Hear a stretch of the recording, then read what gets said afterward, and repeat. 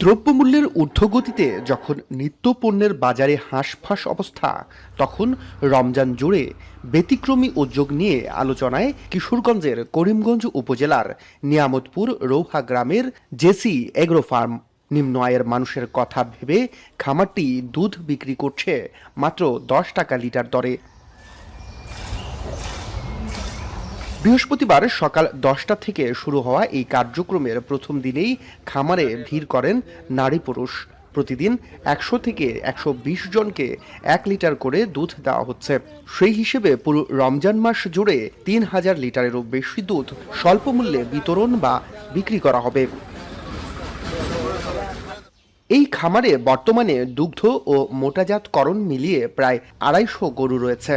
এর মধ্যে 18টি গরু নিয়মিত দুধ দিচ্ছে, যেখান থেকে প্রতিদিন প্রায় 100 থেকে 120 লিটার দুধ উৎপাদন হয়।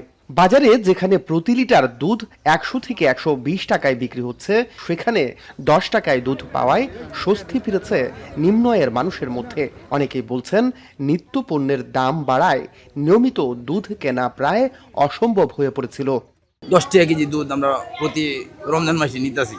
পুরা রমজান মাসে 10 টাকা কেজি দুধ দেয়। আমরা বাজারে তো কিনতে পারবো না, 120 টাকা কেজি।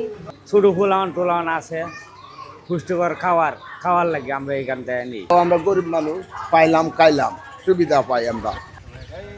নিম্ন আয়ের মানুষের পাশে দাঁড়ানোর পাশাপাশি রমজানে যারা বিভিন্ন পণ্য মজুদ করে দাম বাড়ায়, তাদেরকে নিরুৎসাহিত করতে এমন উদ্যোগ বলে জানান কর্তৃপক্ষ।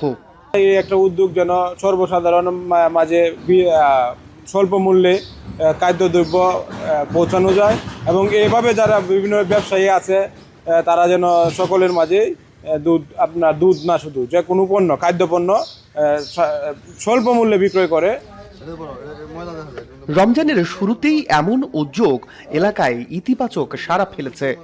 দ্রব্যমূল্যের চাপের মধ্যে স্বল্প মূল্যে দুধ পাওয়ায় অনেক পরিবার কিছুটা স্বস্তি পাচ্ছে। স্থানীয়দের আশা, এ ধরনের মানবিক উদ্যোগ অন্যদেরও এগিয়ে আসতে অনুপ্রাণিত করবে।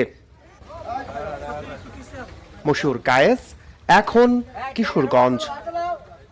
72 ঘন্টা ময়েশ্চার লোক সমৃদ্ধ লিলি বডি ওয়াশ, শিয়া বাটারের গুডনেস স্কিন রিপেয়ার করে রাখে সফট ও গ্লোয়িং।